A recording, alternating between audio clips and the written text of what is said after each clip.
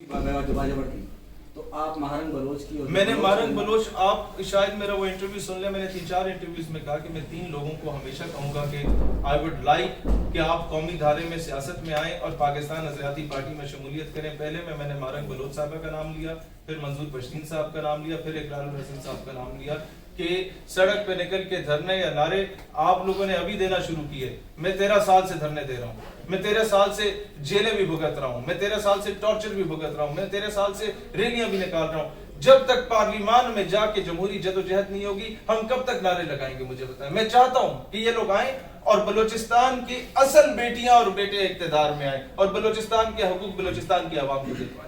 آج اگر اسٹیبلشمنٹ آپ کے ساتھ کھڑی ہو جاتی ہے اور کہتی ہے کہ ہم آپ کو پاور دیتے ہیں تو کیا آپ کمپرومائز کر لیں گے؟ خریدا نہ گیا شاہ سے جوتا فقیر کا، اور نہ ہی خریدا جائے گا انشاءاللہ تعالی۔ ہم اپنے زور بازو پہ آئیں گے۔ We respect them. I am from a military background and we are like a family, لیکن میں کبھی بھی ایسا کام نہیں کروں گا کہ مجھے اپنے نظریے پہ سمجھوتا کرنا پڑے۔ پاکستان میں سیاست کے ایوانوں تک پہنچنے کے لیے اسٹیبلشمنٹ کی ضرورت ہوتی ہے، اس کے بغیر تو کوئی بھی پارٹی نہیں، چاہے وہ پیپلز پارٹی ہے، تو پھر آپ کیسے؟ ہم مرتے مر جائیں گے لیکن ایسا کام نہیں کریں گے جس پہ ہمیں اپنے نظریات پہ سمجھوتا کرنا پڑے۔ ہم لوگ اگر کرنا ہوتا، درانی صاحب نے 3-4 مرتبہ مجھ پہ تنقید کی تھی، مجھے بتائیں وہ الیکشن سے پہلے کی تنقید تھی۔ اگر میں اسٹیبلشمنٹ کا بندہ ہوتا تو آج بطور ایم پی آپ کے سامنے ضمنی الیکشن میں کوئی ایسا حلقہ نہیں ہے جہاں پر اپنا بندہ نہ کھڑا کریں۔ ہم نے ایک رکشا ڈرائیور کو شیخو پورہ سے بھی کھڑا کیا، مریم بی بی کے مقابلے میں بھی کھڑا کیا۔ ہم نے ایک ایمبولینس ڈرائیور کو، لیکن وہ ویسے نہیں تھے، ایم ایس سی کوالیفائڈ تھے، ایم بی اے کوالیفائڈ تھے، ایمبولینس ڈرائیور کو بلاول کے مقابلے میں کھڑا کیا۔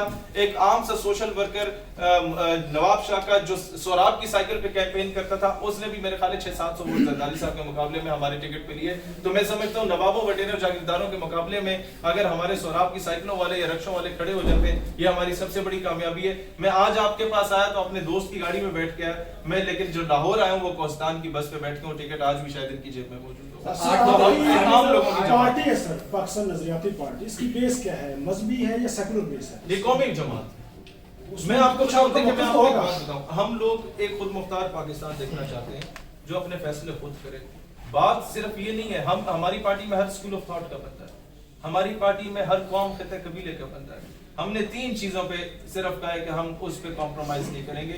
نمبر 1، ہماری پارٹی میں ہر بندہ شمولیت کر سکتا ہے۔ ایک بندہ فائنینشلی کرپٹ نہ ہو، ایک بندہ کریکٹر وائز کرپٹ نہ ہو، تیسرا بندہ قادیانی نہ ہو۔ اس کے علاوہ ہندو، سکھ، عیسائی کوئی ہو، they are more than welcome. Election سے پہلے آپ کے حلقے میں جہاں پر آپ انتخاب کر رہے تھے، یہ باتیں گردش کر رہی تھی، کہیں نہ کہیں رپورٹ کیا گیا کہ ٹی ایل پی کے آپ نے آفر کیا، ان کی طرف سے آفر ہے کہ آپ ہمارے مقابلے میں بیٹھ جائیں، یا آپ میں نے کہا تھا سعد رضوی صاحب کو کہ ہم لوگ آپس میں لڑتے ہوئے اچھے نہیں لگتے، لیکن وہ شاید تھے جیتے ہوئے کینڈیڈیٹ تھے، وزیر اعظم تھے، تو الیکشن جب ہو گیا تو وہ بھی 28,000 ووٹ سے ایم این اے کی سیٹ ہار گیا، میں ایم پی اے کی سیٹ ہار گیا۔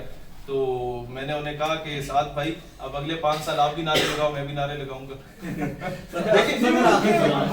جس طرح سعد بھائی کی آپ بات کر رہے ہیں، ان کا مذہبی کرپٹ بہت زیادہ پایا جاتا ہے، تو پھر آپ اس کو کس دیکھیں آپ ایک چیز کو سیکھنا ہوگا، ذکر کر چکے ہیں۔ نہیں میں آپ کو ایک بات بتاؤں، اصل میں وہ لوکل حیرانگی اس طرح کی تھی کہ میرا اور ان کا حلقہ بھائی ایک ہی ہے اتفاق سے، ہاں، تو ہمارا ووٹر غمیاں خوشیاں سانجی ہیں، ان کی فیملی کے آدھے بچے ایسے ہیں جو میرے اسٹوڈنٹ ہیں۔ مینز کہ آپ کمپرومائز کر رہے ہیں، آپ میں چاہ یہ رہا تھا کہ یار اگلے 5 سال بھی ہم سڑکوں پہ نکل کے نعرے لگاتے ہیں، اس سے بہتر اسمبلی میں جا کے پریکٹیکلی کر پاتے۔ تو میں مجھے پتا تھا کہ انہوں نے اس بات پہ نہیں آنا، لیکن میں گڈ جسٹر شو کرنا چاہتا تھا کہ کل کو کوئی اعتراض نہ ہو۔ یہ ایک گڈ جسٹر ہماری طرف سے۔ آپ نے کہا کہ پاکستان کے فیصلے پاکستان کی عوام کرے گا، آپ سے پہلے بھی عمران خان صاحب نے بھی نعرہ لگایا تھا، لیکن آج وہ جیل میں کیسز بن گئے ان پر۔